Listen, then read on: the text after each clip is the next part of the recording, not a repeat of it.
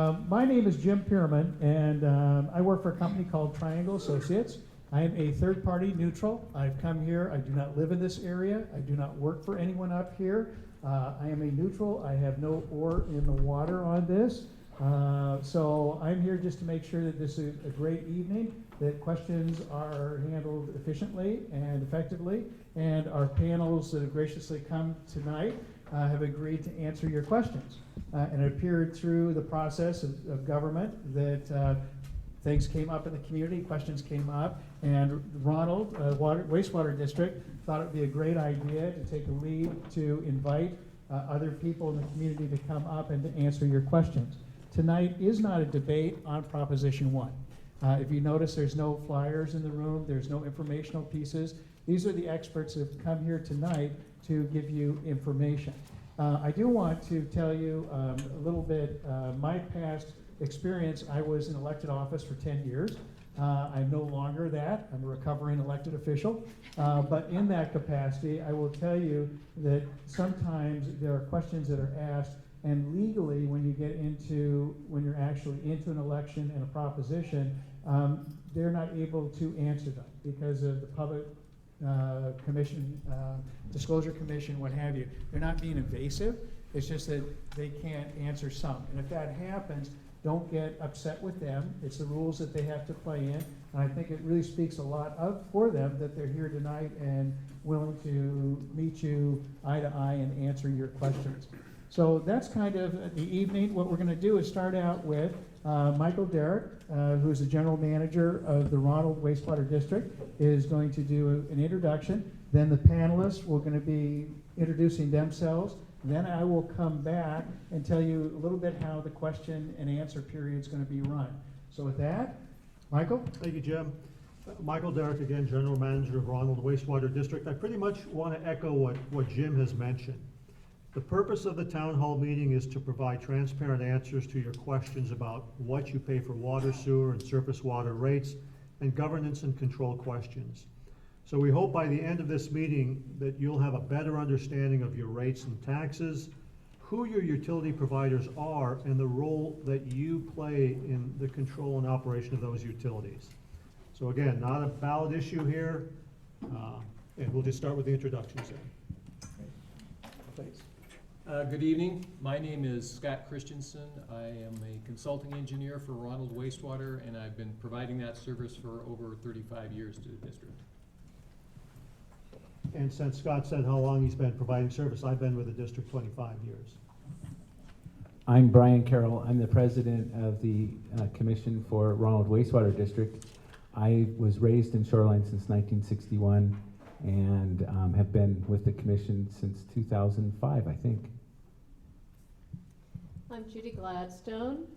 I'm the Corporate Policy Director for Seattle Public Utilities.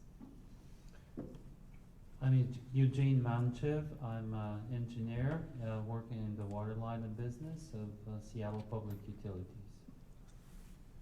Hello, I'm Denny Klaus, the Operations Manager of the Shoreline Water District.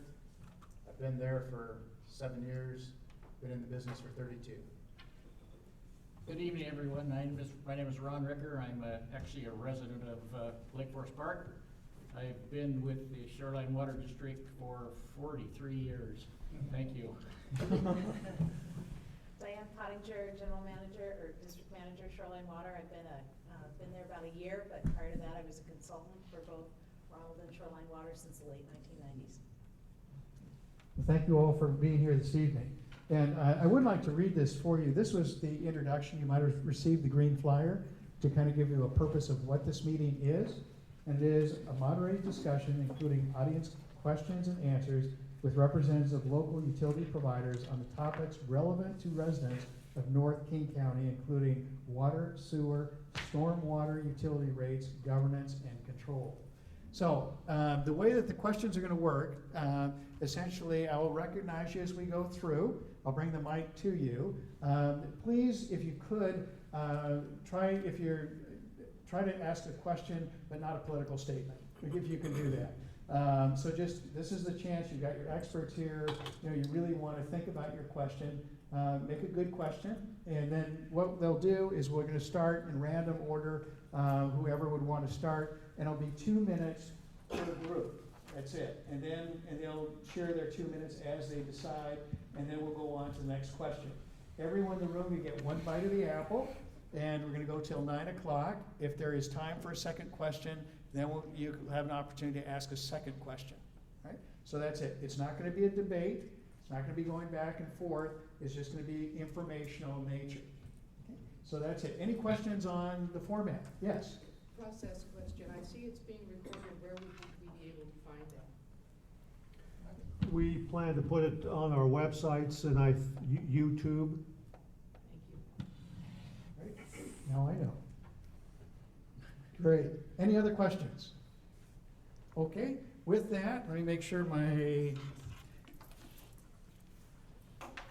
didn't miss anything. I think that's it. So we'll be going now, just starting. Jim? Yes. Could we take a few moments to tell the audience a little bit about our districts Oh, and absolutely. some background? Great. Would that be appropriate? Miss it. I Yeah. think so. Okay. Good? Yeah, please. Who would like to start? Do you want to start it? All right, why don't I, so Ronald Wastewater District incorporated in '51 and been providing sewage collection services out here for many years, started to put pipes in the '60s when Metro provided the treatment capacity for us. We serve all the City of Shoreline and the Point Wells area. We're a government agency. You elect the commissioners. They appoint me as the general manager. We have 16 employees. We have a budget of about $15 million. The bulk of that is King County treatment. They bill us. We collect the money from you and pass it on through to King County for treatment. A small portion goes up to Edmonds. So we're a municipal corporation governed by the laws of the state of Washington. And you know where our office is, there on the corner of 175th and Linden, right across from Shorewood High School. Okay.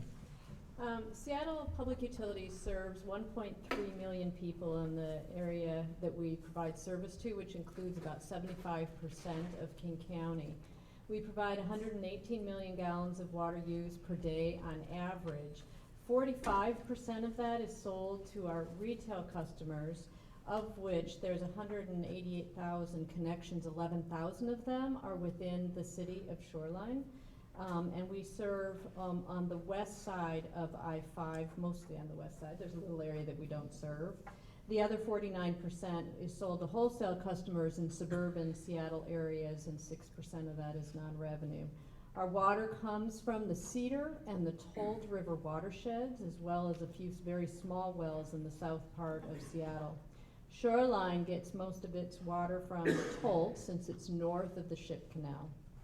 There's about 1,873 miles of pipeline in our SPU system. And Eugene might be able to tell you about how much of that is within, about 200 of that miles of pipeline is within the City of Shoreline. SPU is a department of the City of Seattle. The rates are determined by the Seattle City Council, and they hold public hearings at each of their rate considerations.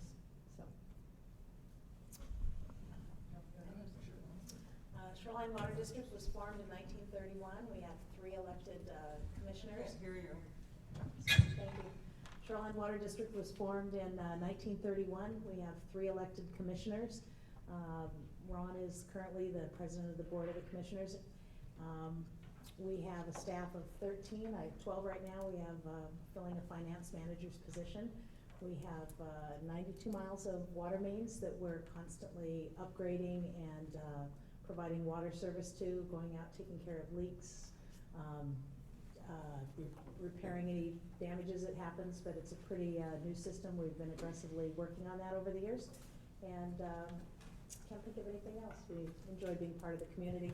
We're areas 1 and 2 up there on the blue ones on the map behind SPU there. Thanks. Great, thank you very much. If new people have come in, we've got some chairs over here. We need to leave. You need to leave? Okay, all right, I'll let you alone then. All right, okay. One thing I want to really stress that I think is really impressive, this is a voluntary meeting tonight. Everyone up here came voluntarily just to answer your questions. So I think that's a appreciated thing. So, government, it's really impressive, in my opinion, when you see something like this, and to show leadership and convene it, I thought is great. So anyway, with that, one other thing, since this could get political, please refrain from clapping or disagreeing or whatever as you go through, and just kind of take it in. That would be really great. For some people to ask a question sometimes is one of the most frightening things in the world, to get up and actually do that. So just be kind, is what I'd say. So with that, who would like to start us out? You have a question? Yes. What are we supposed to learn tonight? Here we go. What are we supposed to learn tonight? Whatever you'd like. The purpose of this is people in the room evidently had questions in your community about what is going on with their utilities, and here are your experts to answer those questions. So I have no idea. This is all about you. Let me give you an example, Matt. I had the occasion to talk with one of our ratepayers, and she asked, so you're a private company, are you? Well, she's been a customer for 10 years or so, and there was just that basic understanding of who we are, who the district is.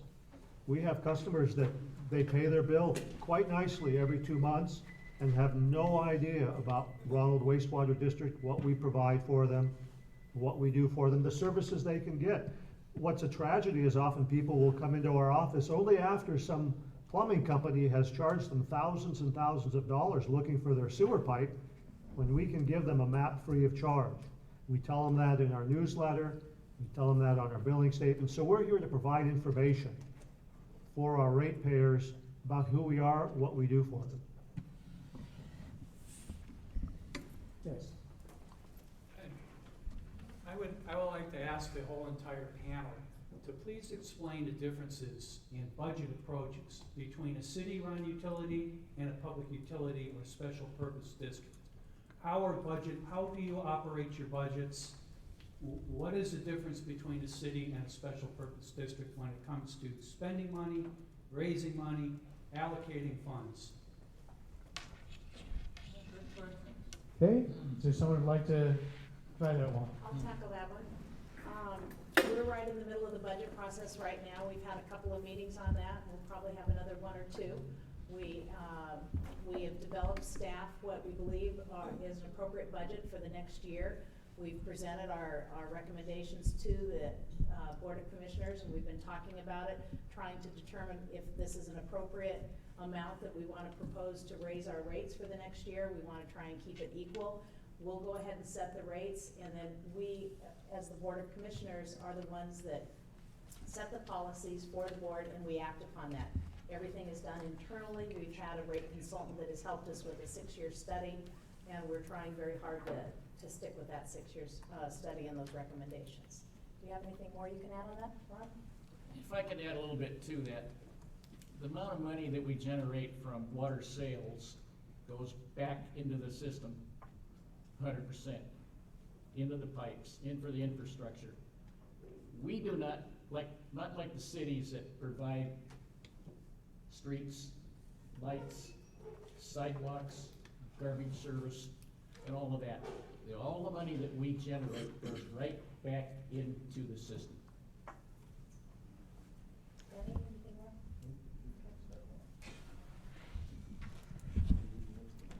Yeah, sure. Heather? Yep. So, we go through a budget process every year in which we look at what kinds of investments we need to make in terms of operations, in terms of maintenance, in terms of treatment, in terms of long-term supply. We begin this process in early January and we end in December. And because we are a revenue-based utility, we do raise all our funds through the rates. And we need to work within what those rates are that are set on every 3-year basis. So we don't go through a rate consideration every year. It's on an every 3-year basis. So once the rates are set and the budget is set, it's up to the department to spend within that allocation. If demand happens to be down in a particular year, we still have to be working within that budget that has been allocated by the city council. It is our city council who approves those rates. They go through a process both with rates as well as with our budget. They go through a process in which the committee holds hearings for consideration of what the different priorities are for the investments in the different area, as well as the full council ultimately taking a vote on it. And our city council staff asks us lots of questions that take a lot of time to answer. We do base all of our services on cost of service, which means that whatever we need to spend our money on, that's what we base our rates on. Eugene, do you want to add anything to that? Yeah, just a little bit perhaps. There isn't a fundamental difference between a municipally owned utility and a water district. We are an enterprise fund, as we call it, which means that the city cannot use any revenue from water sales for anything but running the utility and reinvesting in the water system.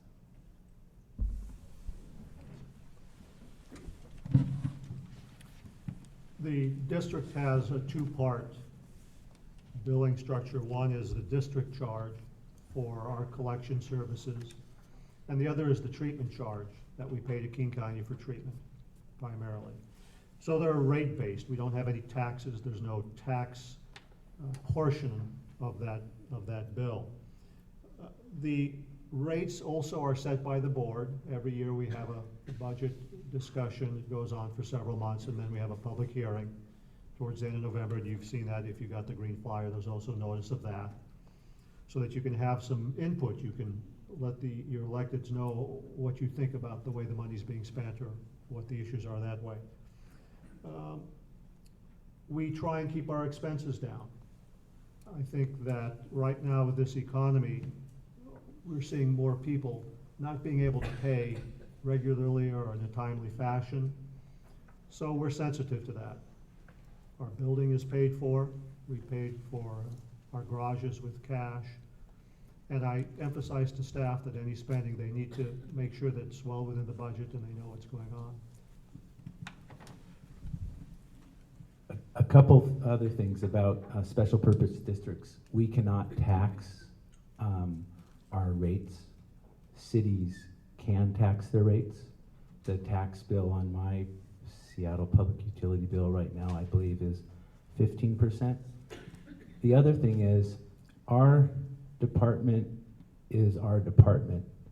We do not get charged overhead or other costs of other departments or aspects of the budget process. Our budget is our budget, and we do not have a finance department allocating costs from other departments as part of their process. The other thing is that there is no lid on the tax rate for sewer and water utilities under the statutes in the state of Washington, unlike electricity, phone, and whatnot. Another thing is, what's really important about, I think, our process is that here in your neighborhood, in November, we invite you to public hearings where you can discuss with us the rate setting process, and we can consider your comments and concerns in the process of our setting our rates. And it's pretty straightforward in our case because we have been able to manage our budget without a local rate increase for 5 years. Another question? Yes. Can you tell us where we can get a copy of your draft budget so we can be prepared for your hearing if we care to look at it? When the commissioners meet on Tuesday, we are reviewing the current draft of the budget. And at that meeting, anybody who would like to come can get a copy of the budget as it presently stands. This is October 22nd. We will spend a month of deliberations and I presume ratify our budget at the end of November. I'm unable to drive now to go to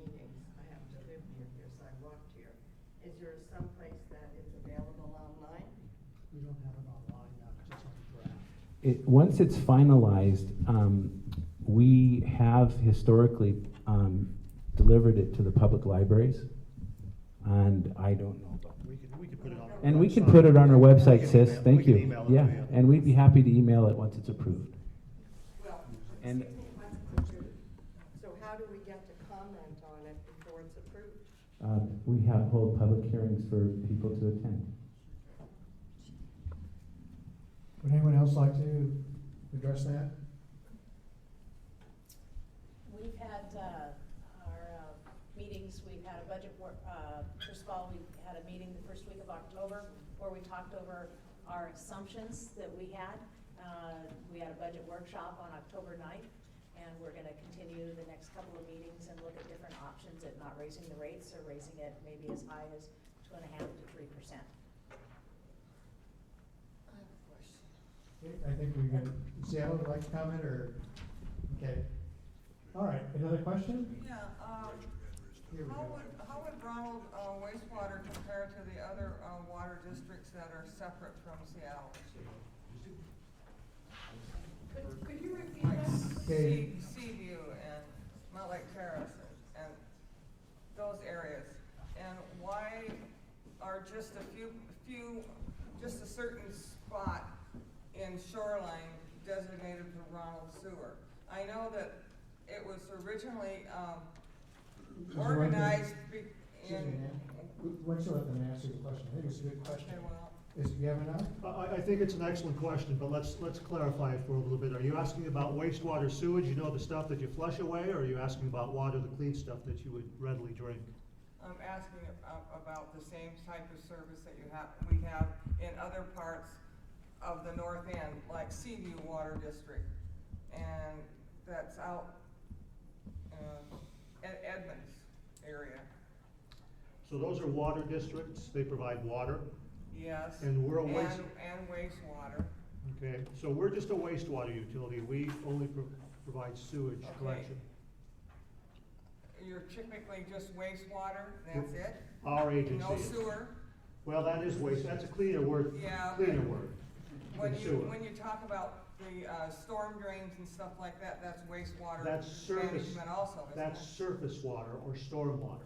Yes, but isn't that And- go into, the Excellent Ronald questions. Sewer District? I'm glad you're here tonight. Those are exactly the kind of questions that we need to clear up. So, let's look at it this way. You and I would love to have a glass of water. That's a water utility, that's Seattle Public Utilities water, right? The rain that falls from the sky is during a storm event. It falls on the surface, that's storm or surface water. And wastewater or sewage is clearly the stuff that we flush away, goes down the drains. Our agency only deals with the sewage part of it. The City of Shoreline deals with the surface water or storm portion, and Shoreline Water and SPU deal with the drinking water part of it. Okay. But I will add that you were asking about adjacent neighborhoods, that a neighborhood to the north is served by Olympic View Sewer and Water. So under the state law, we can do both sewer and water, in particular if the city in which we are operating grants us a franchise. For example, if we asked the City of Shoreline to give us a franchise to operate the west side water system, we could, under state law, do so, because it's allowed by statute, and that's why you'll see many areas near here that are a water and sewer district and doing both, because the statute allows for that. Okay, how was the areas defined way back, when was it, in the 50s? For the water, for the Ronald Sewer District? Is it just because the areas developed so quickly that they had to have another company besides Seattle handle this situation? Well, Seattle, wasn't it, and this is predating me, but there were no treatment plants out here. People were on septic tanks. Lake Washington was being polluted because of all the little primary treatment plants around the lake, so in '58 Metro was formed. And they got a mandate then to provide 2,000-acre parcels the treatment capacity. So Ronald Wastewater District, as many others did, was able to use that and partner with King County. They did look at, Ronald Wastewater District did look at building their own treatment plant at one time, but it didn't work for a variety of reasons. But when the county, when the city, Metro, built the treatment plants, then all of a sudden, the ability to put in collection lines to collect the sewage and send it to a treatment plant now became doable, so utility local improvement districts were formed, and the people paid their assessments, and the sewer lines were built, and people hooked up to the sewers. Could I answer? Still doesn't answer my question. Could I try to help out a little bit and answer on the water side? This goes back a little bit longer than I am old, but somebody might know about it. In 1931, there was a builder that wanted to put some houses together. And the only problem was there was no way to get water from anybody.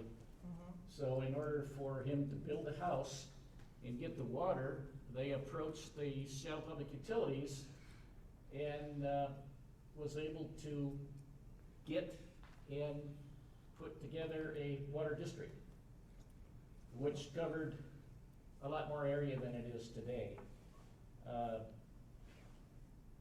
And those, pretty much that's the start of how districts were formed, because somebody had to step forward and do the work.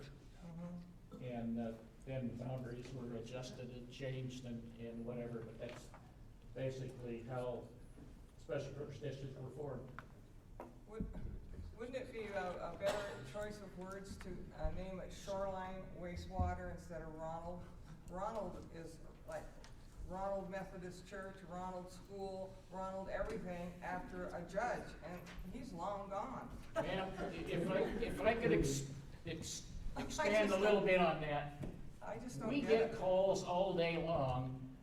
Is this the city of Shoreline? No, it's not. What's your problem? We have a stormwater problem. You have to call the city of Shoreline. You don't call the Shoreline Water District.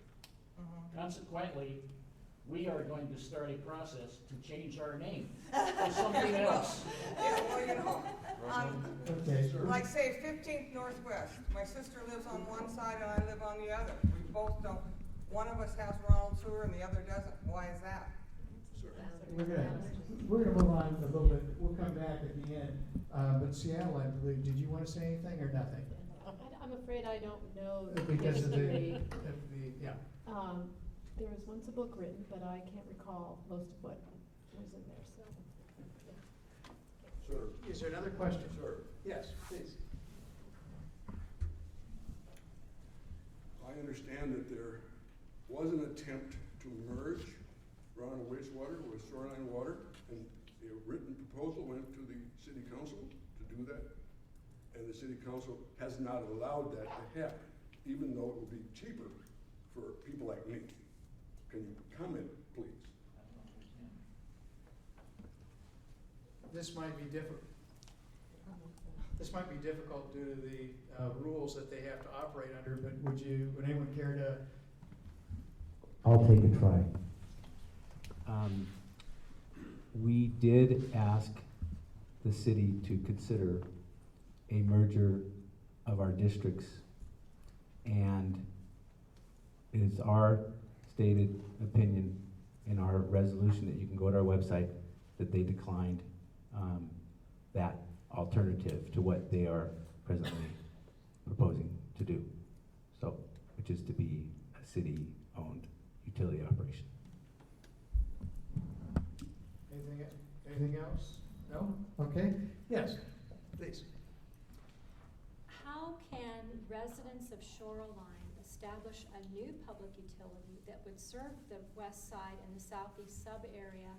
Or alternatively, how can the citizens make it possible for our existing public utilities to provide that service in lieu of either the city of Shoreline or the city of Seattle maintaining control? What is that process? Anyone like to speak to that? First of all, I'm not a lawyer,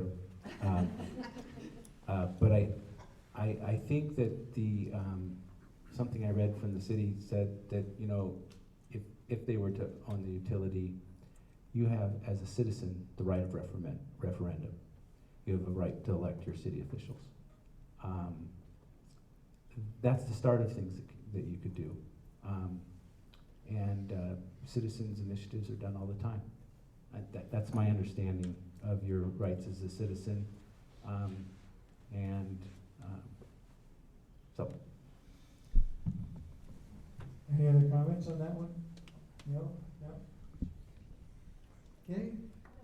Sure, please. I'm just wondering, Ryan, maybe I misunderstood you, but did you say that we have not had a rate increase in 5 years? What I did say is, yes, you have not had a local rate increase on your sewer bill for 5 years. What has happened, however, is that in light of the fact that King County treats the waste and comprises more than 75% of our budget that we are collecting on their behalf, their rate has risen virtually every other year since I've been a commissioner. I'm not sure what's going on down at the county to cause that rate rise to occur, but you do recall that we've had to build Brightwater out in Woodinville area for capacity growth, and that my understanding is that the cost of the plant and improvements has exceeded their original forecast by a dramatic amount. So they pass that cost on to you as a ratepayer, and we encourage our ratepayers in Ronald Wastewater District to speak to their King County Councilman, which is Bob Ferguson, about these rate increases, because I come from a business background.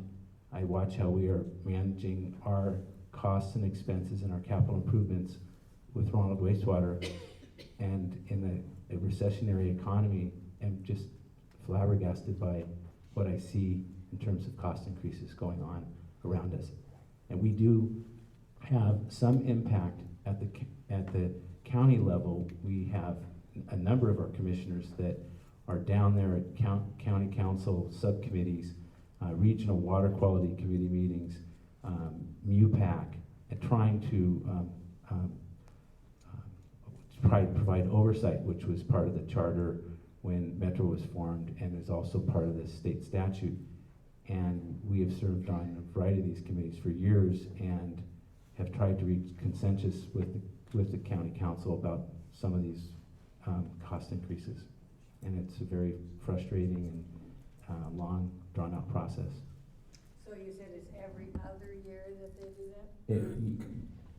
Yes. Yeah, because we didn't have a rate increase this year. That's right, and it's published out there for the next 2 rate cycles, and it's going to go up, and it's going to go up primarily because of them. Although we are in our budgeting cycle, we haven't, as a group of commissioners, duked it out on what rate we want to see locally. So we might be part of that. We haven't gotten to that part of the discussion in our rate assumption analysis so far. Anyone else like to comment? No, but I'd like to make a question, ask a question. Sure, please. Behind the head table is a map with mostly blues and some brownish there. Could somebody explain to me the reason for that map?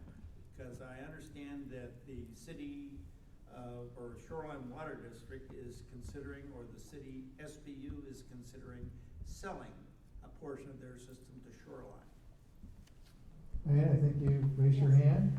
I'll do that since we were the ones that generated the map, or had the map generated. Number 1 and number 2 areas there are the service areas for Shoreline Water District. I'm sorry, I can't see 1 and 2. Can you give us colors? Or just give us colors? Okay, the blue ones, the blue number 1 and 2 is our service area. The dark blue is the area in the city of Shoreline. The light blue is our service area in the city of Lake Forest Park. The number 3 area that's kind of tan is the SPU area that the city is considering purchasing. The area number 4 is an area southeast in Shoreline that is not part of the SPU acquisition. Area number 5 is part of the SPU service area in the city of Lake Forest Park. area. What color is 5? The pink, sorry, the green one is Lake Forest Park Water District. And I believe the yellow one is part of North Shore Utility District. So those are the different water districts that are located within Lake Forest Park and the City of Shoreline. Did everyone see that over here? I'm sorry, you said What did you say the tan one was? Did they have a question? The tan one is number 3? It's served by the Seattle Public Utilities. Okay. So Jim? Yes. Can I add something? Because I need to look at the map. Sure, please. So the one thing that I would say a little bit differently is that SPU serves in the tan area, which is west of I-5. This purple area is also an area that we currently serve, and both of those areas have been included in discussions about the acquisition. The current the amount of 26.6 that many people may have been hearing about includes only this portion, the tan portion that says number 3. It does not include the number 4 area. Okay, did everyone hear that? So SPU is currently managing number 3, the tan, and 4, the purple, correct? And 5 actually. It's And- 5 too? I'm Yeah. sorry. Okay, and 5, so down here in the corner. Does everyone see that? Okay, but the ballot measure that's going on is only discussing 3. Is that correct? The tan area? I can't speak to that. Okay. I can't speak to that. I don't know exactly what is the Okay. ballot measures intended to cover. I'm just telling you that what our discussions have been. Okay. Does that answer the question? And just to add a little bit of clarification, 5 is SPU retail service area within the city of Lake Forest Park. That's the green. Can we put this back up? The green is Lake Forest Park Water District. There are 6. Or sorry, 6. Sorry. Okay, any more questions on the map? Does that make sense? Okay. All right, and I think we had a new hand in the back. Yes. Why doesn't Shoreline Water District try to acquire Seattle in Shoreline? So the question is, Why doesn't Shoreline Water District try to acquire the tan part in Shoreline? okay, answer the question? Yeah. I'd like to answer that. This goes back to about 2004 or somewhere, when discussions came up pertaining to that tan area there, that the Shoreline Water District and the City of Shoreline had an interlocal agreement that the Shoreline Water District would be the lead on purchasing that part. I really can't tell you what the final outcome was and why it went that way, but the City of Shoreline keeps telling us that Seattle Public Utilities refused to talk to Shoreline Water District. Interesting question. Would anyone else like to address that? No? No? Okay. Another question? We have new face here. We'll come back. New face, yeah? My question is just, what's the point of acquiring the water system when we don't have any control over the source of it? We're still gonna have to buy our water from Seattle, correct? Or not? Yes. Okay, so the purpose of buying it when they still will have to buy water from Seattle. Is that basically your question? Yeah. Is that true? Or anyone want to comment on that? Yeah. So I guess what I could say is that right now we provide retail service in the City of Shoreline. If the City of Shoreline purchases Seattle assets, then what would happen is the City of Shoreline would become a wholesale service provider in a similar fashion that Shoreline Water District is a wholesale customer of ours. And so they would be buying it at a different rate. So we have wholesale rates and we have retail rates. Okay, does that make sense? Yes, thank you. Questions? New face? We get back, we're gonna get one bite of the apple, this is new face. I have a follow-up question to the question that was asked over here. Can SPU answer the question of why the talks in the 2004, whenever it was, broke down. Is it true that SPU wouldn't talk to the Shoreline Water District? I think I can answer this question. I was not present during that time, but my understanding was that there was not an agreeable sale price, and that's about all I know. Okay, yes, sir.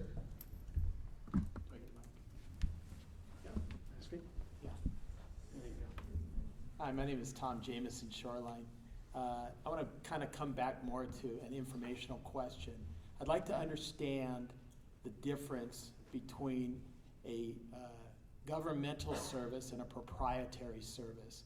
My understanding is that governmental services are provided only by governments, and that all you people are all involved with governmental jurisdictions and therefore can provide governmental services. Proprietary services are something different, and governments can provide proprietary services, but so can non-governments also provide proprietary services. I'd like to understand the difference between governmental services and proprietary services in the context of utilities, and from the standpoint of what would ratepayers and taxpayers need to know about the distinction between those two and why it might matter to them to know that. Thank you.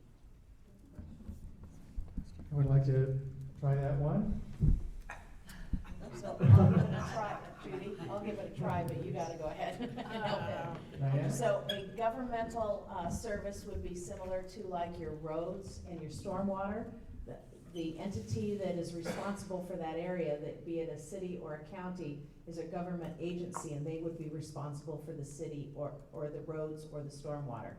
A proprietary, which could be like a water utility or a sewer utility, can be a government. There's also a number of private water systems out there. There's a number of small Class B water systems. There's a variety of different water systems that are all considered proprietary. Now, Tom, could you repeat the second half of the question then? Because I kind of started the difference between government and proprietary. I want to know why knowing the distinction is important to the ratepayer and to the voter. I believe maybe, are you referring to the Lane case, which the Lane case has to do with the fire hydrant costs there? I don't have a specific case in mind. Okay. I know that the city of Shoreline has maintained that they're in the utility business by virtue of their operating solid waste, providing solid waste disposal, and providing surface water or stormwater management. But my understanding is that those are not proprietary services, but are governmental services. Water and sewer, on the other hand, are proprietary services. And proprietary services, as my layman's understanding would mean, is that that's a business. And if you're going to get into a business, you need a vote. And I want to know if that's in fact the case. I think so. I think stormwater and solid waste is a requirement. For us, it's the same. SPU operates essentially 4 utility lines of business: solid waste, drainage, wastewater, and water. Based on our experience, we see no distinction between the two. And you know, a city has franchise authority over any utility in its own service area.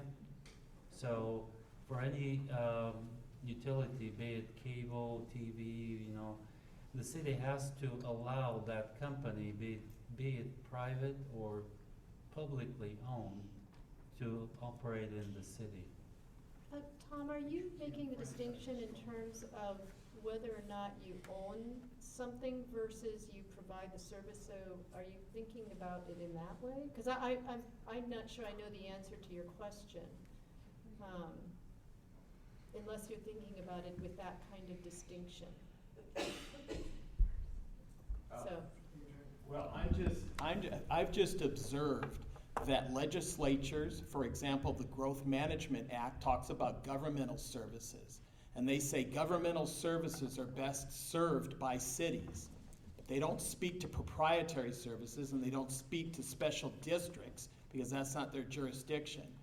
But I'm just trying to understand, because legislatures and courts have made the distinction. I'm trying to find an expert here on the panel who understands the nuance of that and can say, this is why you need to know this, ratepayers. This is why you need to know this, voters. If you don't know, then that's fine too.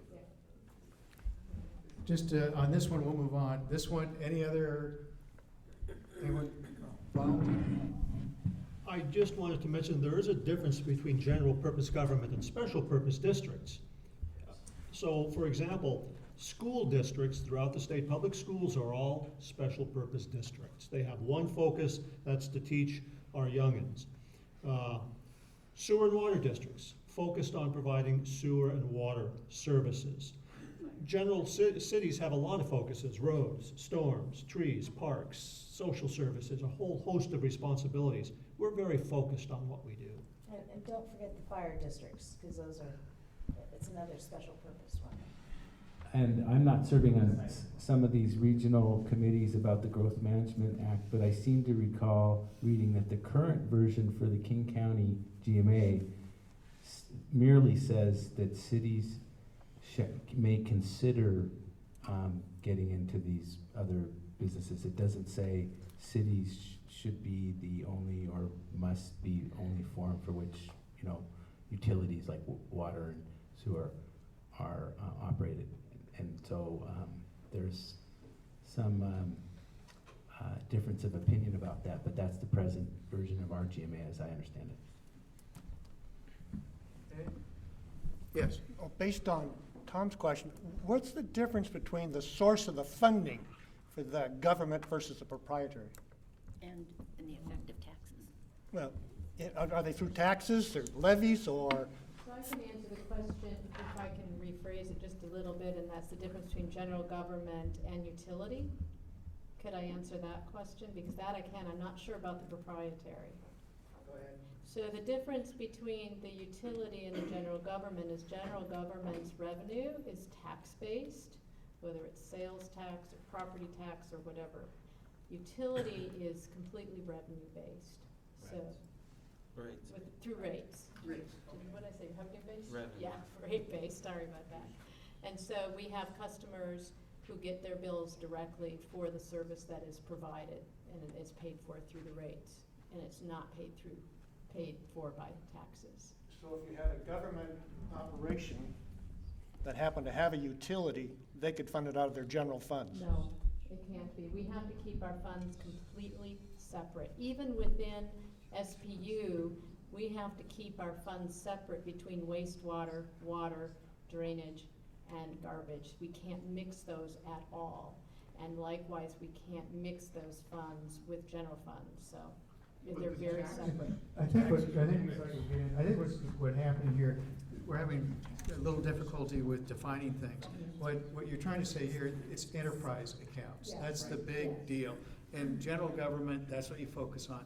An enterprise account is an account where funds are collected for a specific purpose and can only be used for that purpose. And they can't be used for, you collect money for water, you can't use it for your roads. I mean, it's a very simple thing. So that's kind of it.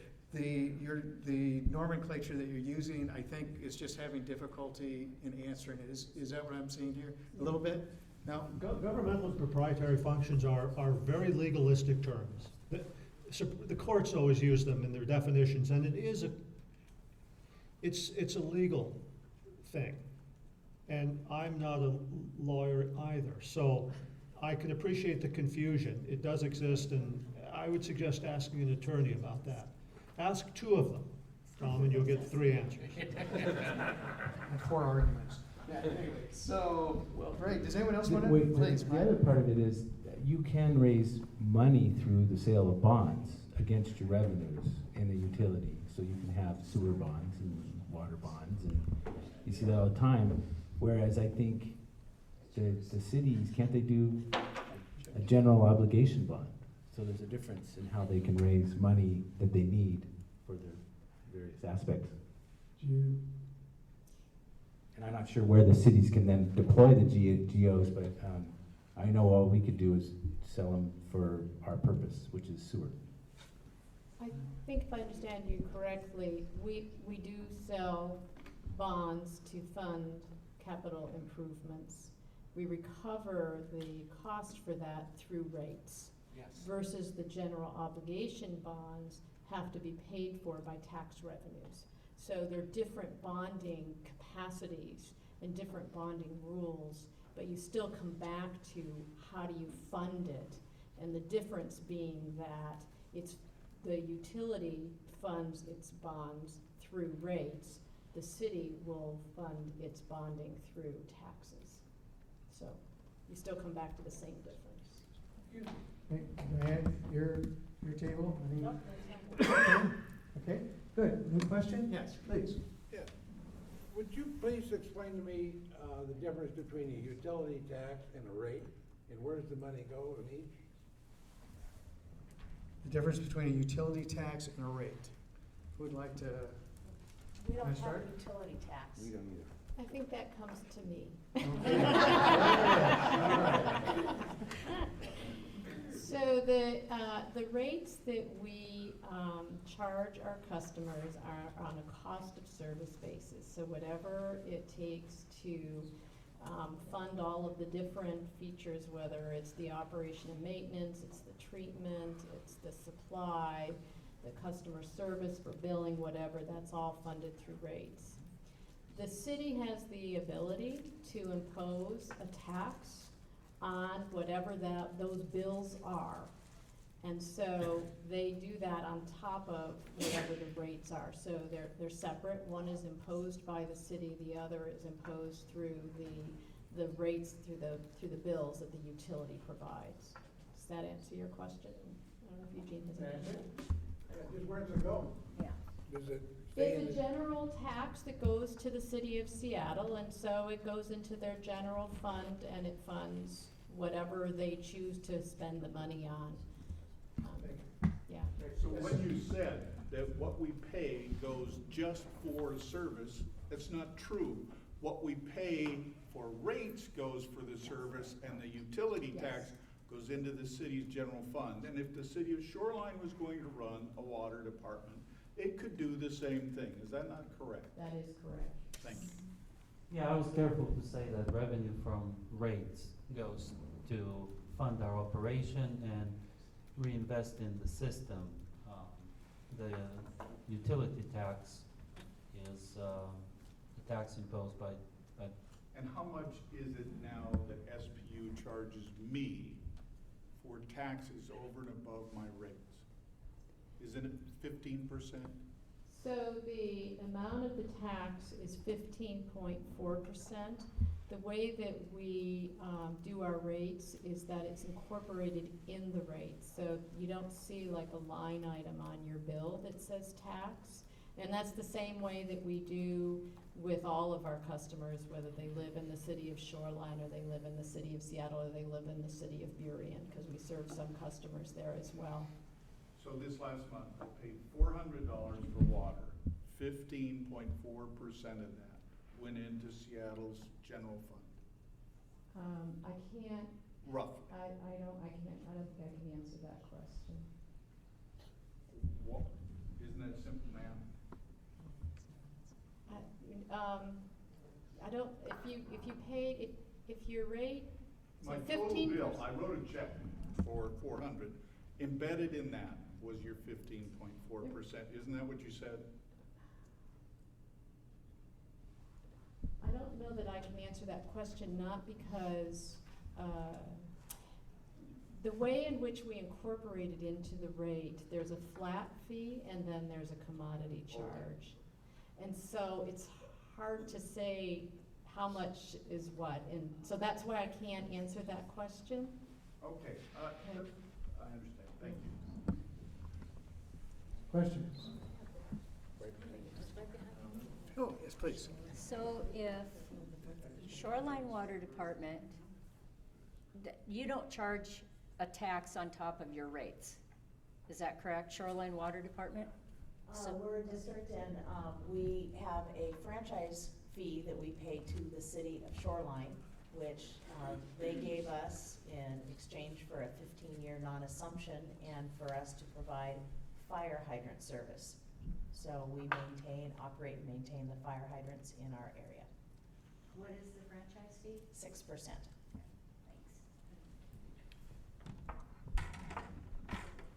I don't want to be left out of the discussion about taxes.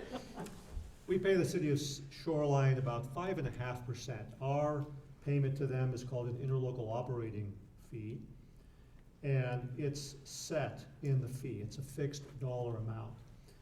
So cable television, telephone, cell phone, pagers, natural gas, solid waste, garbage, and stormwater or surface water, those taxes are all maxed at 6%. No city government can tax their utility more than 6% on any of those. Stormwater included, right? Sewer and water, right now it's unlimited. The city of Seattle 15.4%, and I know on their sewer it's 12% inside city limits. So that gives you a little bit of an idea of the unique aspect of sewer and water when it comes to the utility tax question. Any other comments from the panel? I just had one. When a utility goes and buys an asset and they raise bond money to pay for it, they fund it through rates. So when a city does that, I think they, whatever they do, it's not like the money's coming back to the city. It's going to the banks and bondholders in New York City for the next 30 or 40 years, and at a different sort of assumption than a utility who's basically, when they're going to sewer bonds, it's just for a capital infrastructure project.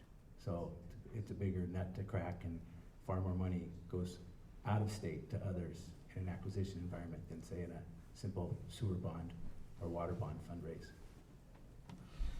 And Jim, I think some clarification is needed. For example, we have Public Works Trust Fund money. Very good little program where we borrow money from the state, pay back the state. So the money is a little bit closer to us than, say, the bond market would see back east. Okay, I thought I saw a new face. Yes.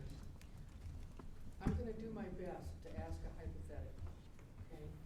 And try to anchor some of this discussion that's been going on, some of these answers.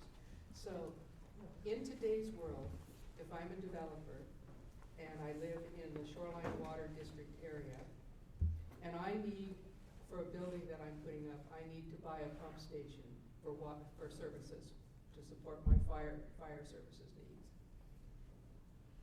How do I do that? And how do I pay for it? And how would that differ from the possibilities of if Shoreline, the City of Shoreline, were making those decisions? Unfortunately, there's no one here from the city to answer, but hopefully we can talk about some possibilities. Well, I can do the first part. And specifically, we have two new development projects that have come our way.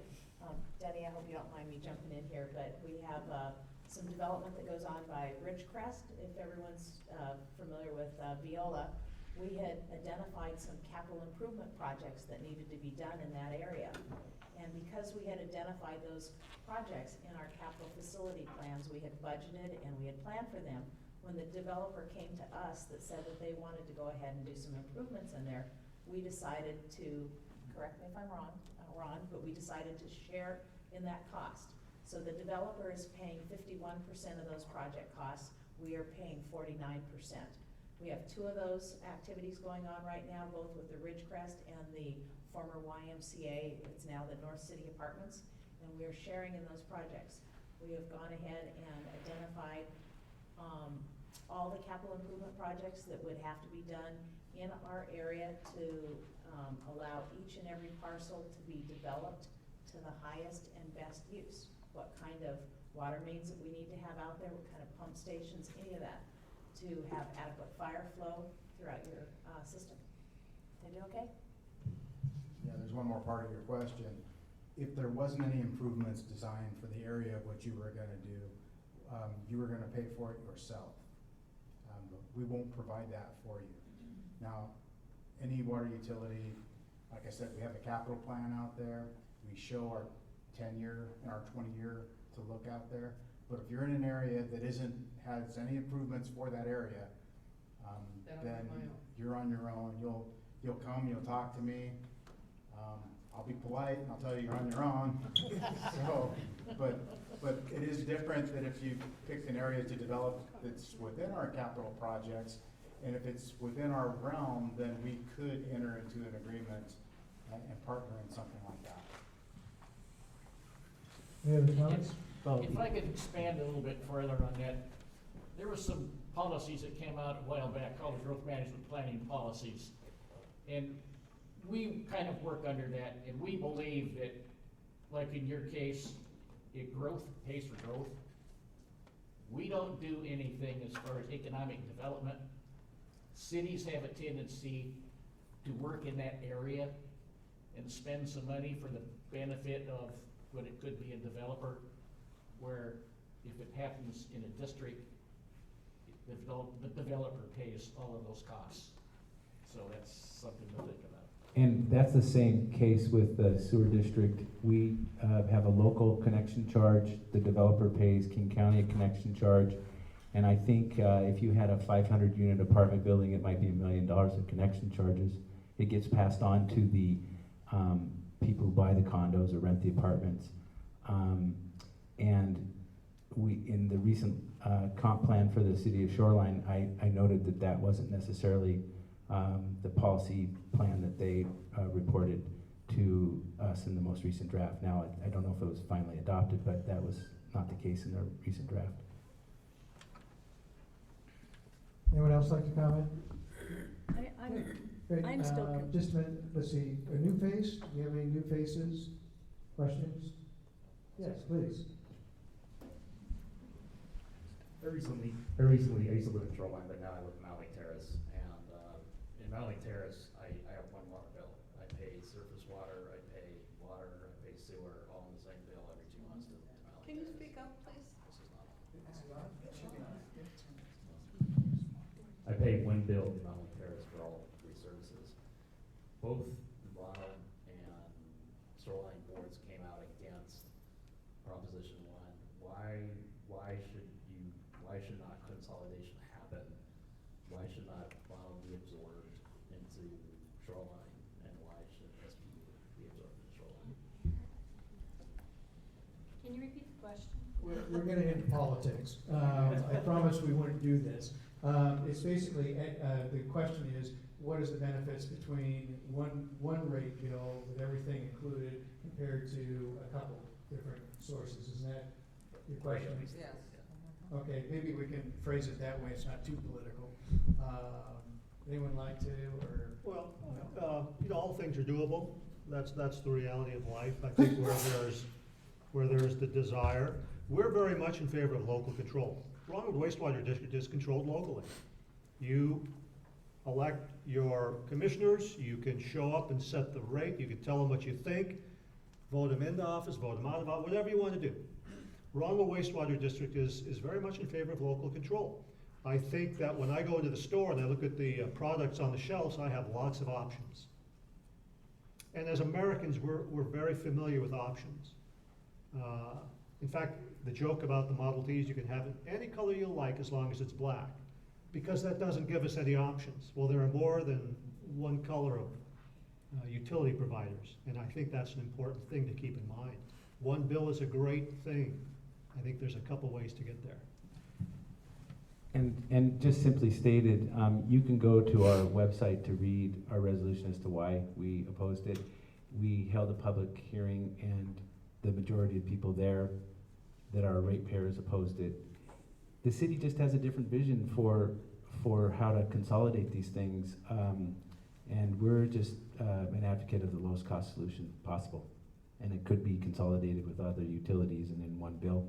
Back to the matter is, if we were all collaborating, we could probably get you one bill somehow, even without consolidation. I think it can be done with software, but Anyone else like to comment? No. Okay. With that, we have a new face. I'll get back with you with another one by the apple, I promise, everyone. New face? Yes, please.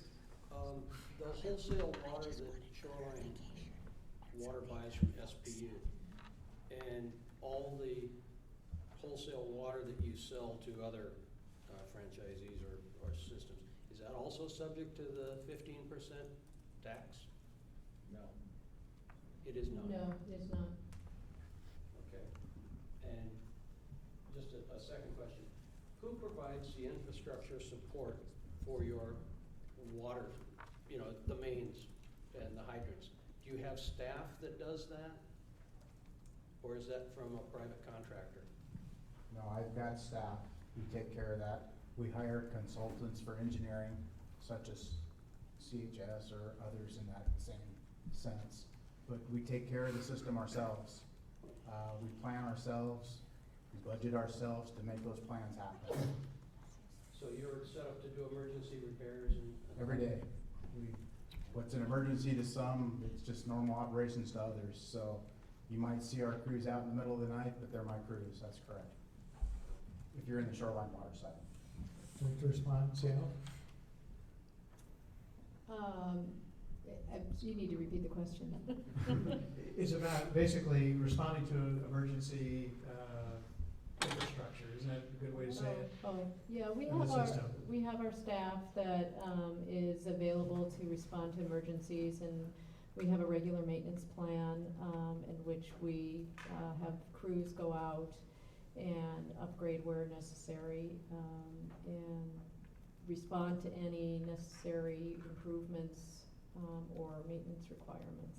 Eugene, you want to add to that? I mean, it's sort of, but we don't contract out any of our services. We do it all in-house except for the really big CIP projects, in which then we have consultant firms come in and do the design and the construction. But otherwise, we do all the operation and maintenance in-house. There's a lot of acronyms, CIP. Okay. Capital improvement. Right. Just, Sorry. no, that's okay. You get all into that. Just make sure everyone understands capital improvements. Okay. Does that answer? So I guess my question would be that should another entity take over your responsibility, they would also have to provide a management of infrastructure support in order to maintain the system. So if, as a retail provider, we provide that service within the City of Shoreline. As a wholesaler, you would not? No, we do not. Our responsibility ends at the tap where the connection meets the system, and then it would be up to the wholesale, the ones who are buying, the utility buying wholesale from us. It would be their responsibility, and it is like Shoreline Water District maintains its own distribution system. So we distinguish between transmission and distribution. So to the wholesale customers, we operate and maintain the transmission system, getting the water to the district. And then from their connection point to their customers, they operate and maintain within their own system. If I can add a little bit on that. We have a large diameter pipeline, I'll speak without a microphone, that runs kind of from Lake Forest Park, the reservoir, I can't quite find it here, but it runs along 195th Street, then jogs over in the City Light right away, and then down 8th Avenue. This is the regional pipeline. Wholesale service ends at this pipeline. And Shoreline Water District has now about 5 connections off that pipeline. That at those connections, they buy the water wholesale from Seattle, and then take it on into their system and do the distribution to each customer's meter with their own facilities. I'd like to clarify one more thing. When we do have a CIP, a capital improvement project going on, which is laying 3,000 feet of pipe, my guys don't do that. We put that out to bid to get done. Good. I think I saw your new face, right? Please. Yes. Great. I would like to know what configuration of sewer and water together, separate, whatever hat you wanna put on it. I wanna know what configuration will give me a bill or two bills, I don't care what I get, as long as it doesn't have anybody's city tax on it, whether that's Shoreline or Seattle. That's what I wanna know. Anyone want to try that? How would you answer the question, ma'am? From what you've heard tonight, what do you think the answer is? I think water needs to look like you. We look pretty good, don't we? Thank you. That's what I'm hearing. It's pretty hard to find somebody that doesn't pay some kind of tax. I know we don't like it. We kind of volunteered that to the city of Shoreline a while back. It's not a tax. It's Franchise. It's a franchise fee, I'm sorry. Call it what you want. It's still a tax.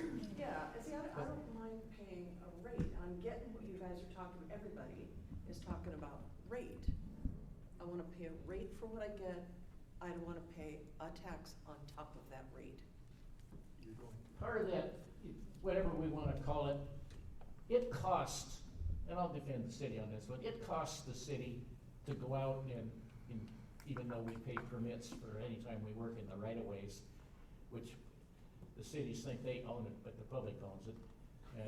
By statute, we're allowed to work in the right-of-way, and we don't really have to pay them a franchise tax if we don't want to, but we do try to be a good neighbor. But there are some areas, and we produced a chart here a while back, that it appears like, and this is my own opinion, that cities, to make up their shortfalls, look wherever they can to add a little bit here and there.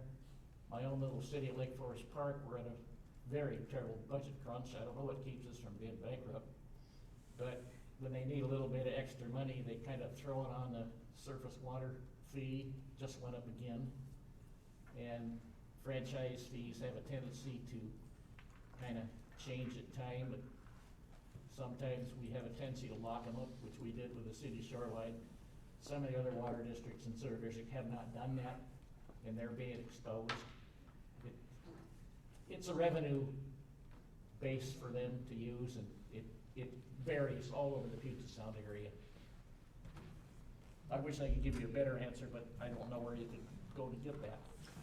Anyone else want to chime in on this one? No. Okay. Another question. New face? You asked one before. You've already got one before. Okay. A new face? She wanted to have a clarification. The I didn't want a question, I just wanted clarification on something that had been started, but it seemed to not get finished. Okay, that's fair. So, we were talking about who pays costs for development, and I believe Shoreline Water said you pay 49% of cost for a builder to come into the area? No, so what we said was is that we have a capital plan that's out there that's 10 years right now. If there's projects in that 10-year capital plan and a developer comes in and they're in an area and I've got it 4 years away before I can do the project, if they need the water now, and if we have the available capital improvement money to put with them, they'll go in and partner and we'll put that project together. If it works, then we move forward with it. In the case of 2 developers in our area, that we're doing that right now, but it saved our ratepayers probably in the neighborhood of $2 million for them to do that. So you didn't have to build it out all by yourself? We didn't have to pay for the full price, we only had to pay for half of it. And if somebody came in that wasn't in your plan, they'd be paying for it all themselves? That's correct. So if there was a piece of property that didn't have any improvements marked in front of it, and they had to have a higher fire flow, for instance, and there's nothing that we had that was there that needed to prompt that, then that developer would be paying by himself for that to happen. So the ratepayers really are paying that 49%. I mean, how do they ever? It's a capital, you're right, we're doing all of our capital is within our rate, okay? And our rate, if it benefits the district, then it's a project. It benefits pretty much that whole west side area for us. And so yes, it's a benefit. But how does it benefit the ratepayer? It's a system improvement that we're improving the fire flow and the water pressure in that area. And so, the other thing that we didn't mention is the developers are paying a connection charge, just like the sewer district is talking about. So we're getting about $750,000 on top of sharing the cost of these projects that they're paying us for that. And then I wondered, in Seattle, is that the same case, that you help builders, you help fund builders, and then that's passed on to ratepayers? We are clearly growth-based for growth. The water system as it exists is available for connections when a developer comes in. There are the connection charges that would still apply. However, if there's no water main nearby or in front of the property, if the fire jurisdiction requires higher fire flow than the existing system would provide, then the cost of these improvements will be on the developer. We don't pre-build our system in anticipation or in an effort to promote development or redevelopment. So then, and that's the same in the city of Seattle, in the city of Shoreline, anywhere that we serve retail. So ratepayers are not, under your program, ratepayers are not helping to fund a developer's project? I'd like to jump in. So it's similar, if not exactly the same, with the Ronald Wastewater District. I'll give you an example. At the South Echo Lake, the YMCA and the housing was put in there. The developer paid all the costs on their property to increase the size of their sewer lines. They also paid us a connection charge based on the number of units. With the connection charge money, then we, and other connection charge funds that we have saved up, we increased and improved the line around Echo Lake so that it's now a tight line, very tight, high density polyethylene pipe. But the developer does the same thing with us. They will pay for that infrastructure. thank you. Okay, any question, new face? We'll get you right there in a minute. Any questions? Any new ones? No? You've already asked one? Yeah. Okay, so why don't we go second round then, okay? I haven't asked the question. Oh, you haven't asked? Oh, I'm sorry, I thought you had. I'm sorry, please, forgive me. Okay. Here you go. I would like you to, I don't think it's enough. You have to It's bring very close weak. to your It's- mouth. Okay, well, my voice is weak too. Brian, would you discuss again Bob Ferguson and how he has something to do with the rate increases for the sewage treatment from Seattle? Do I have that right? Yes, King County is actually who Bob Ferguson's a council person with. And what happens is, it just so happens that at least one of the plants is in the city of Seattle out there in Magnolia. The other one's in Renton, which I think is outside the city. And then Brightwater is out there, actually in Snohomish County, but it's a King County treatment plant. So those are the three treatment plants, and the county council is responsible for the wastewater treatment department. And our representative on the council is Bob Ferguson for this area until, I guess, maybe he wins his election or whatever. And so if you want to impact change on your local rate, you talk to me and the other commissioners and complain. If you want to impact your rate as a ratepayer for the treatment of your waste, you got to go to Bob Ferguson and Dow Constantine and try to get them to do something about how they're controlling their costs. And that's this whole notion of representative government. You elect us to protect you from rate increases and do the due diligence and steward the assets, and it's the council's responsibility for treatment. It's our responsibility for getting it to the treatment plants for them. Would anyone else like to comment, or is that just directed at Brian? Anyone else? Okay, with that, we're gonna go second round now, and right up the top, and very I don't patient. think I need a mic. Please, please. Could you tell us why the city of Seattle isn't here? It's kind of, I mean, City of Shoreline isn't here. It's a little difficult that you're sort of answering questions for them a little bit, and I kind of would like to know. I'm sure they were invited, and can you tell us why they aren't here? I do know this is their meeting night. The City of Shoreline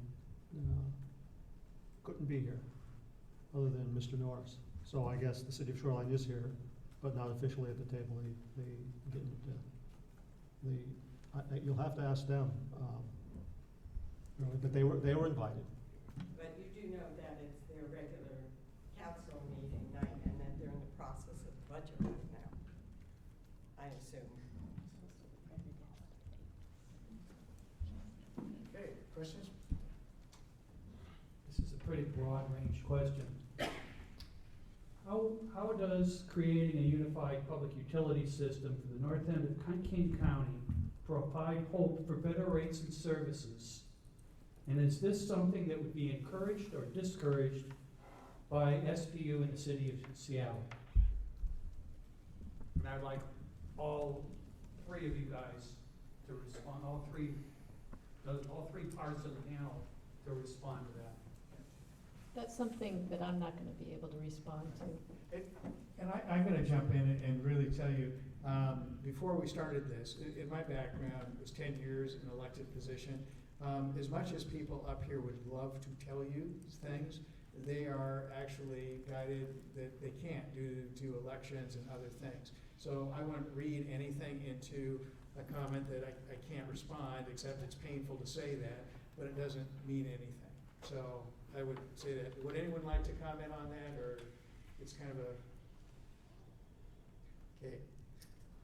Having said that, is there another question? Yep? No? Is there another question? Second question? Yes, please. In what way would it be easier for Shoreline Water District to physically acquire Seattle Public Utilities in terms of going through the separation process? Because I know that all along 145th Street, we're going to separate from Seattle, we have to separate the two systems, and I'm wondering what the difference would be between an established public utility going through that separation process versus the city of Shoreline starting from scratch, having to go through that separation process. Or would they even need it to go through that separation? Is there a way to put in a meter without having to tear up 145th Street all the way all along the main round? Someone like to address that? I don't know. I know we have a number of connections, that we could serve some of the, parcels near us, but I certainly had not looked at anything providing along 145th, years ago when they started that, discussion. Currently, the way that our retail system is set up, it's intertwined between above and below 145th. So I think the short answer to your question is, regardless of whether it's City of Shoreline or Shoreline Water District, we'd have to get those so they aren't intertwined anymore. There'd need to be some separation regardless of if whoever else was there. Because right now, that system is totally interconnected and it's operated as one.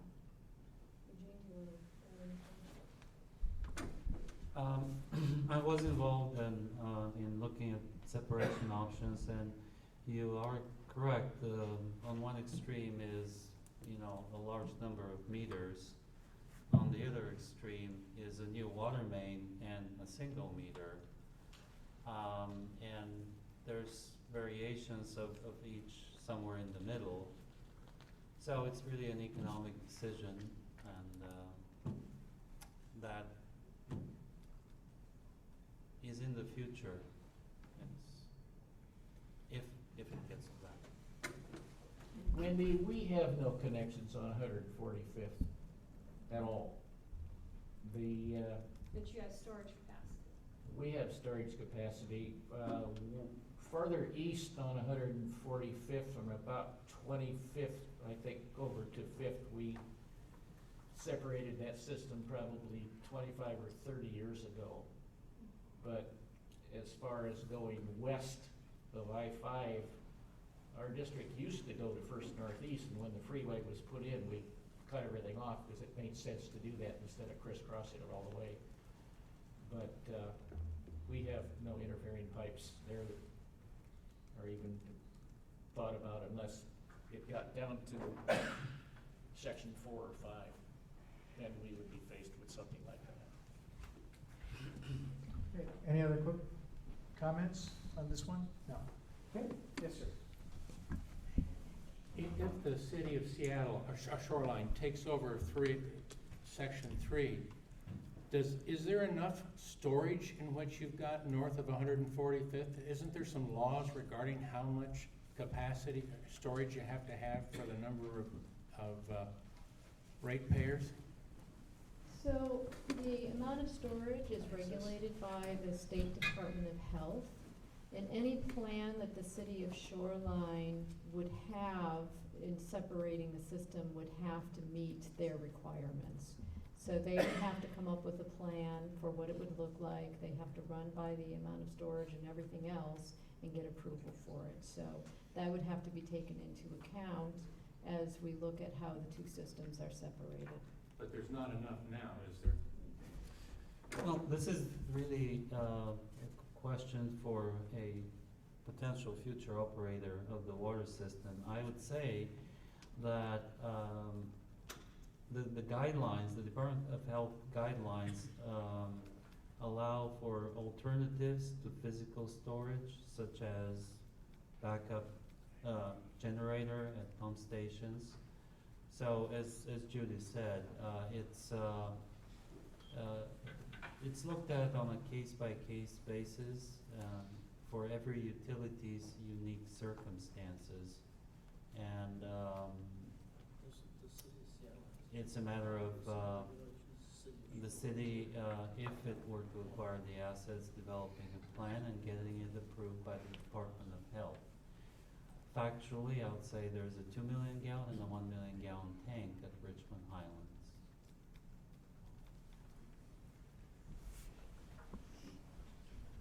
Other questions? Sorry, was there someone? Yes.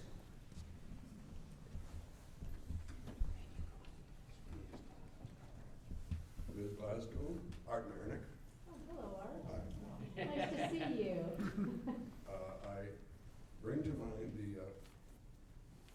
SBU public disclosure to me, over 400 pages. Some of those pages were by you, sir, right?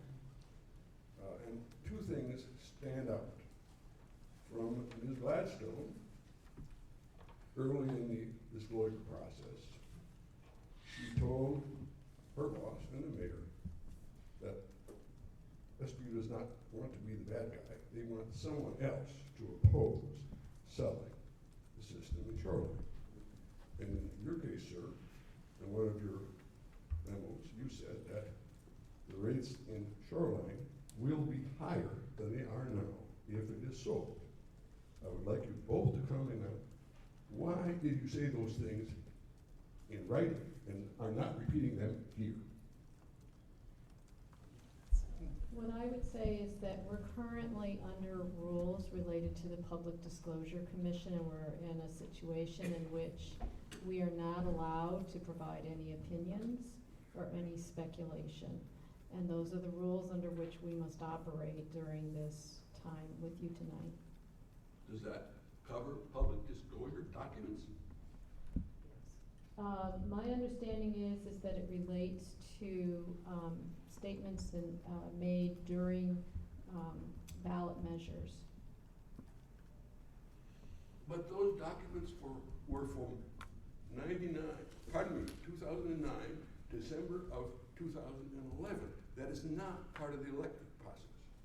Why are you not telling these people what you wrote in the past, what you said in the past? the documents reveal all that. As I said, I'm not in a position to be able to put forward opinions at this time. We're operating under different set of rules once you enter into a ballot measure.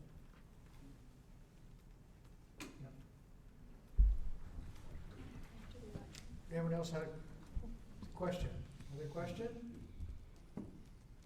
Yes, sir. I'm just interested, why do the people of Shoreline pay more for their water than the people in Seattle?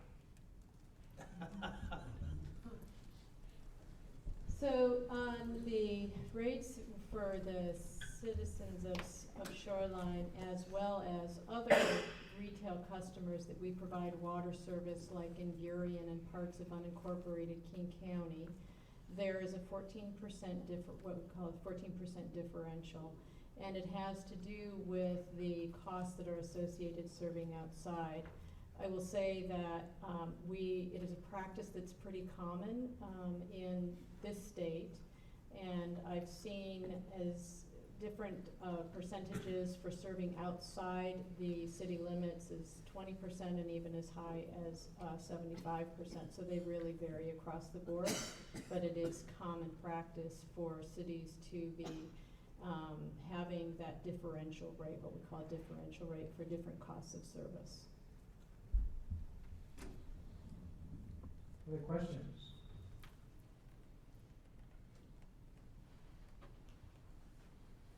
No?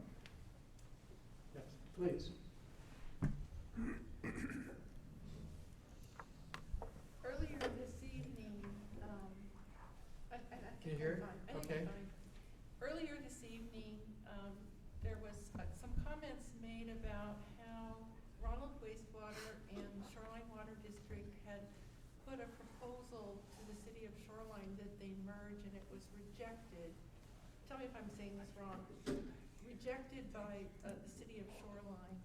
Can you first tell me if I heard that correctly? And also, what was the reason that the two districts put that proposal forward?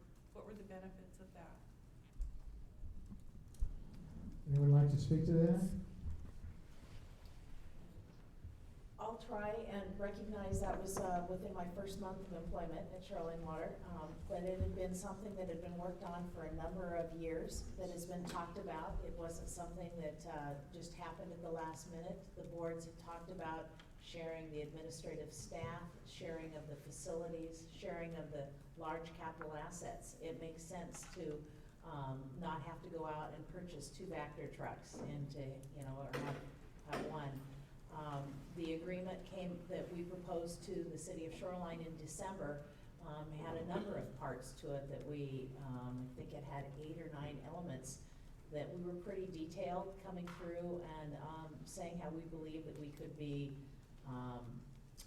provide cost-effective utility service for the citizens in Shoreline. And I can't remember the language why the city turned us down. Mike? Oh, you know what? They did not turn us down. They would allow us to consolidate under the city statute. That's what they said. Which means what? That we could consolidate or join together as long as we were part of the city. And they would take us over.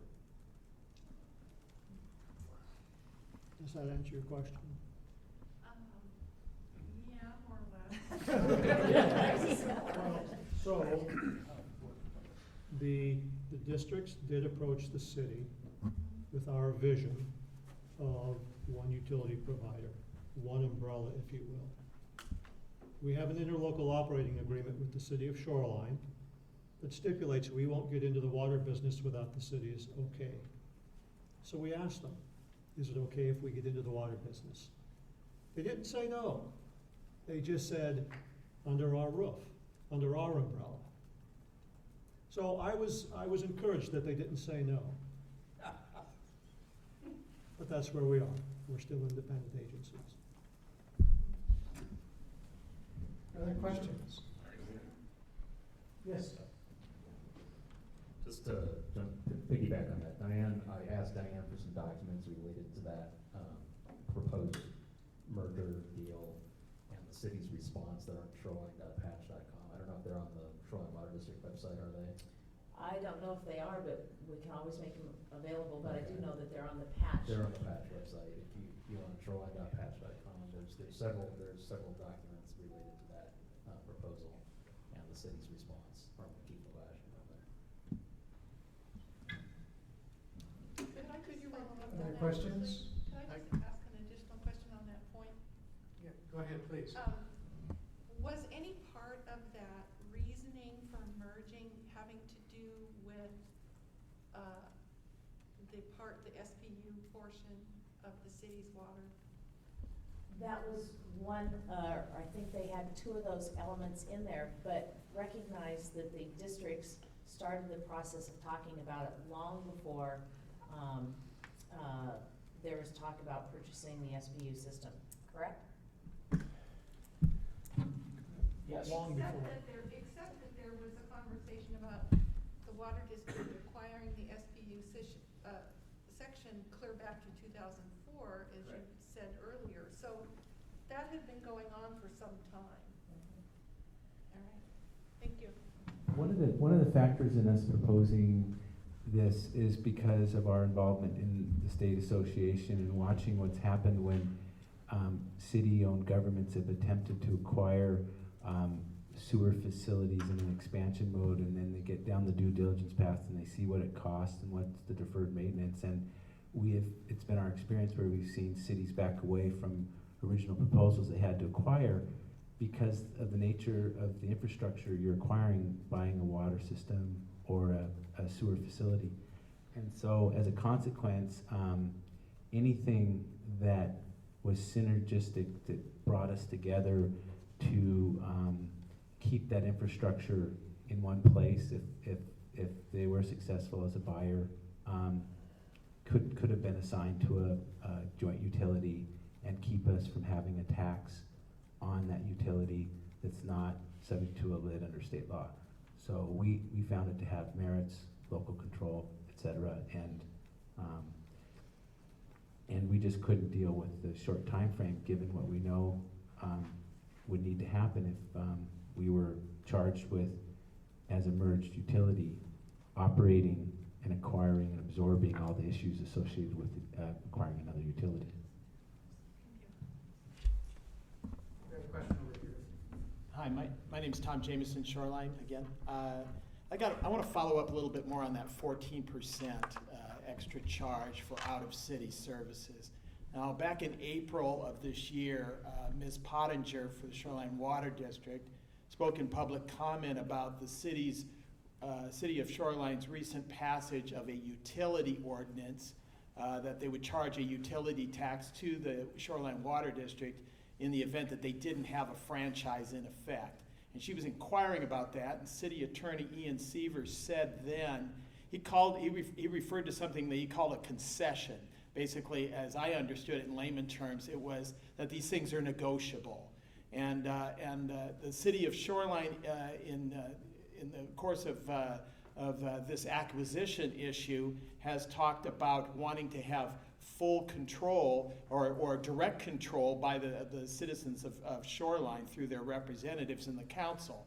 My question is, with respect to the 14% surcharge, is that something that is negotiable with the City of Shoreline in terms of the franchise fee the franchise that you have with Shoreline, which was just signed, I believe, earlier this year or last year for like another 9 years? Is that something that is negotiable? Because the City of Shoreline said in the past that franchise negotiation and SPU acquisition negotiation should be in lockstep. You shouldn't separate the two. But they did do that. And so my question is it a negotiable item? Is it something that Shoreline, the City of Shoreline, had within their power as negotiators? Or is this something that is actually out of their control, as they might suggest? I guess what I can say to that is that the franchise fee through the franchise agreement is completely separate from the surcharge that is on the 14% that we have. can't speculate what our city council would be open to during our rate setting process. Anybody's able to provide public comment and provide input. It would be a city council decision ultimately as to whether or not that would be a possibility, but I can't speculate what they would be willing to do or not. But has anybody else been able to negotiate a rate change? Any other of your customers like Burien or unincorporated King County? Nobody approached us about it. By the way, the rationale for the 14% is it's not intended to punish anyone out of the city. It just costs a little bit more simply by virtue of distance. Our operations center is just south of downtown Seattle, and for a crew to go out to Burien, it takes longer. And you know, with traffic getting worse, that is actually some real operational cost that we experience serving areas, the fringes of our retail service area. Well, in light of some of the other fees being 20 to 75%, I don't think 14 is very bad. Okay, second question is, let's see, did anyone else have a second bite before I go back? Anyone else? Yes. If the city of Shoreline were to take this, the SPU area over in the next few years, they're not really ready for it. Have they asked you to help them manage it in an interim? So the conceptual agreement that our city council adopted a resolution on this September, I think it was, or August, was to sell the assets in the year 2020.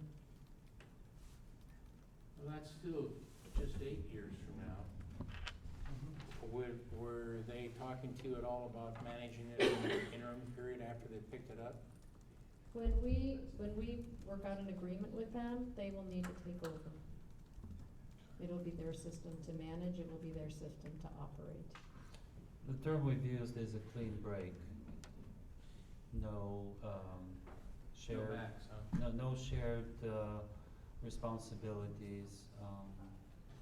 If a transfer is to occur, when it does occur, it's a clean break.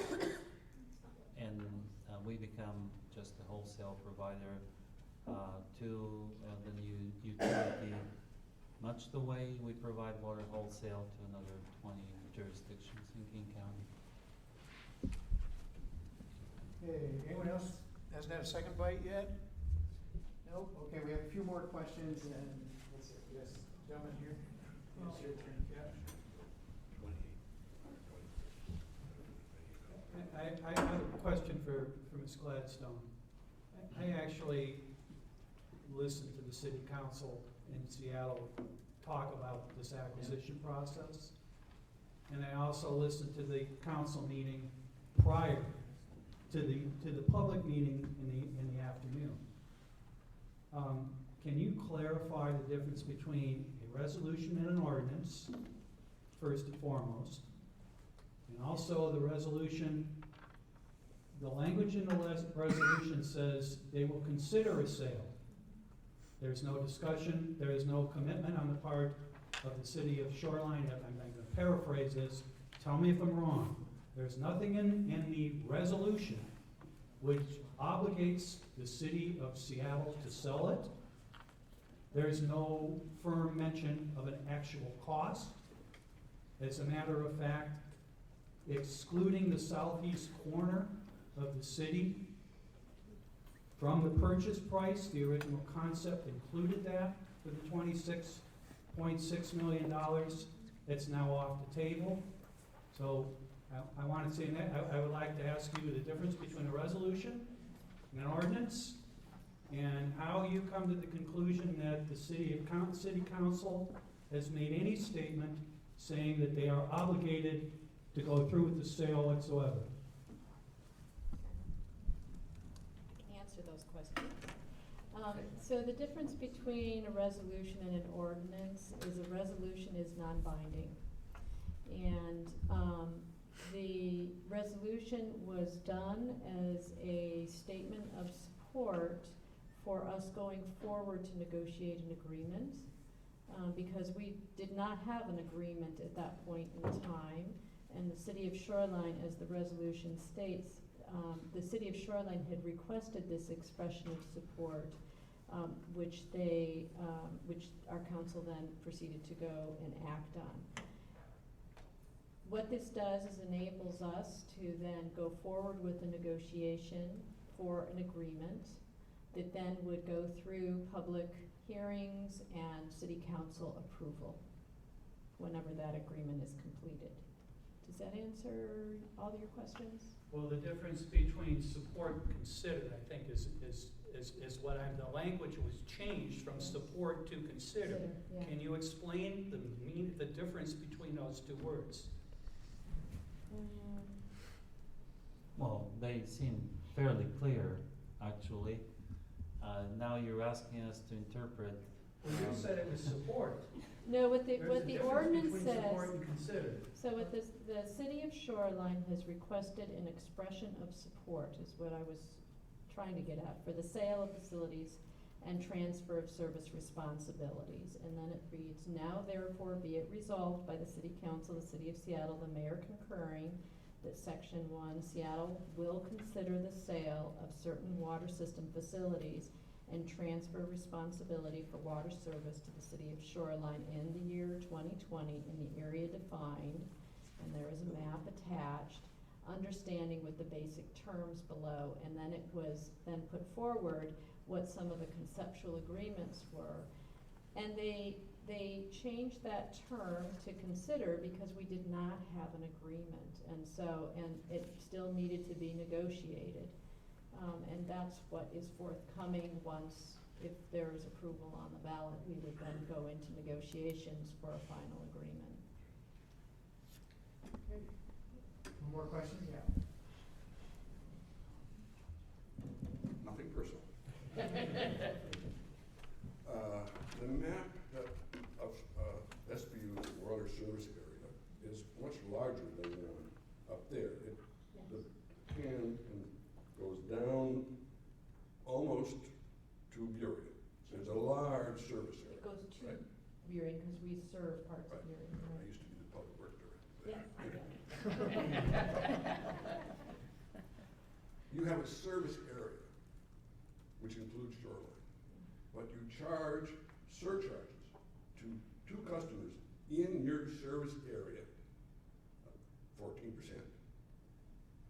What is the legal justification of differentiating between customers in your service area and what would happen if Shoreline said, you don't get your franchise until that goes away?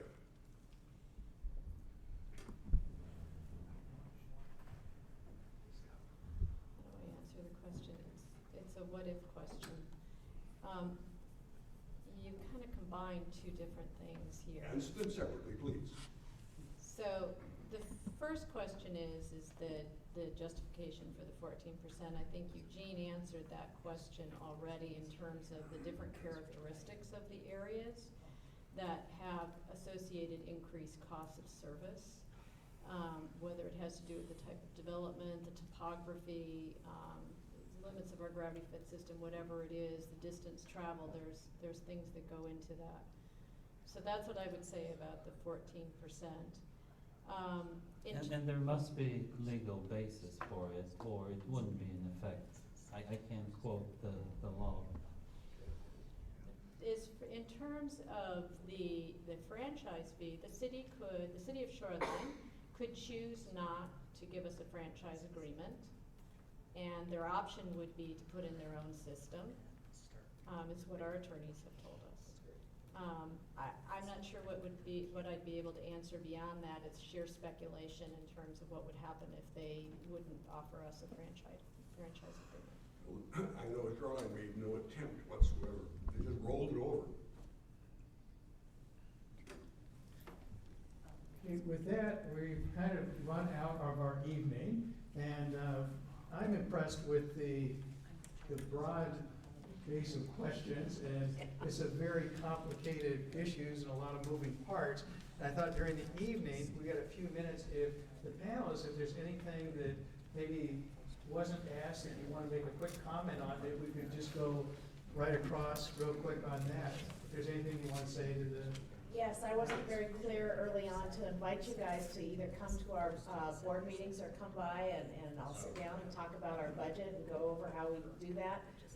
It's always a great opportunity to talk to different people to see if there's different ways that you can help us, consider ways to help us keep our costs down. So our meetings are on the first and third Tuesday of each month, but we're in the office just about every day. I know when we have our meetings, it gets pretty lonely when we don't see anybody there. There's a lot of people here and they've asked some doggone good questions, and perhaps it just is a new experience, maybe first and third Tuesday at 3 o'clock, if you don't have anything to do and you're out doing your walk, stop by and come and see us and have a cup of coffee or something. I'm glad to see all of you here.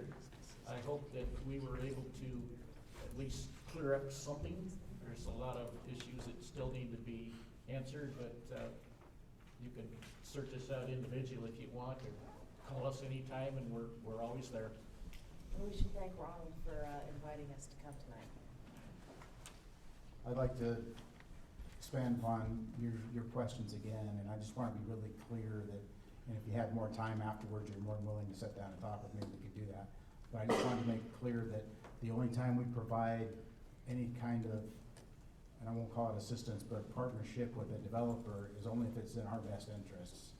And that's, our best interests are our ratepayers' best interests. So just wanted to be real clear with that, because it kind of sounded like you think that we pay for the developer to come in and grow in our area, and really the only time that benefit happens is, like I said, if we already had a project in place and they need to do it sooner than we would do it, and we seen a benefit that we could save our people a lot of money. Anyway, thank you.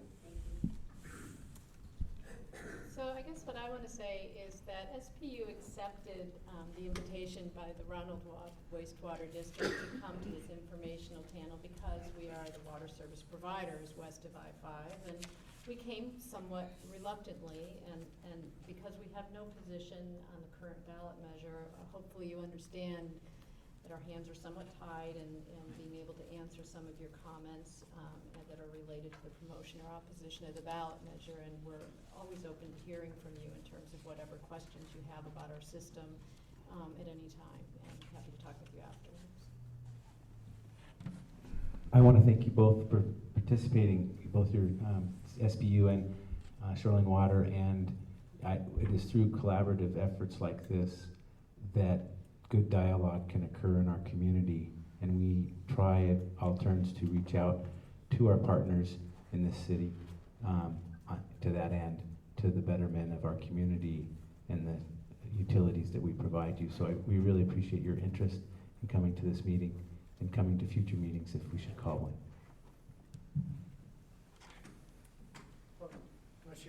I just want to make some comments real quick, and I'm going to give it back to Mike. The first thing is, this is great government. This is totally voluntary. The people up here, this meeting never, it wasn't an obligation. It's all voluntary, and they did it because they felt that there was a need in this community to talk to you, and that's why they're here. And I think that's wonderful. It speaks a lot about these people, and also speaks a lot about you to be here this evening to ask these questions. And I personally thought you did a great job on both sides of the equation. So thank you, everyone, the groups. And then with that, Michael, Derrick from Ronald would have last few comments. Just a few concluding thoughts. I also want to thank all of you, our ratepayers. You're interested in utilities. There's nothing that warms my heart on a cold, wet, rainy night than to know that my friends are here. I also want to thank the panel, Ms. Gladstone and her assistant. I know there was some reluctance to wade into murky waters, but they did it, and I think that speaks very highly of them. I also want to thank Diane and Ron and Danny for being here, and my electeds here to be on the panel. I also want to thank Jim very much. He, as he mentioned, doesn't have a dog in the fight, maybe that's not the right way to say it, I guess, or in the water, yes, that's more northwest. That's right, that's more northwest. He doesn't have a foot in the puddle. And mostly, of course, all of you, keep in mind one important thing. Every third Friday between 11 and 1, we host a little lunch at our office. Come on by and see how we operate. Meet some of our staff. We'll have a little food for you, and you can just see what we're doing with your rate money, all right? With that, thank you very much. You've made it a success for us this evening, and please drive carefully.